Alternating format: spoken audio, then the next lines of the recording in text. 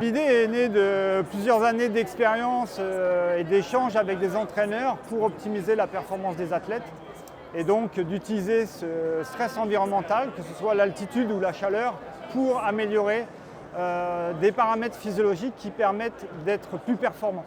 La performance, elle est multiple. C'est des activités ou des sports dits explosifs à base de vitesse, à base d'endurance ou même voire de résistance à la fatigue. Et en fait, l'utilisation du stress environnemental permet d'optimiser ces différentes qualités physiques, que ce soit sur des adaptations chroniques, donc vivre en altitude, s'entraîner en altitude, ou alors en étant au niveau de la mer et en rajoutant des exercices à haute intensité en altitude ou en conditions chaudes pour générer des adaptations. Effectivement, donc le rugby à 7 a mis en place en fait, l'utilisation du stress environnemental dans leur stratégie de préparation, se sont équipés de matériel hypoxique et thermique et utilisent ces méthodes pour optimiser la performance de leurs différents athlètes, joueurs et joueuses.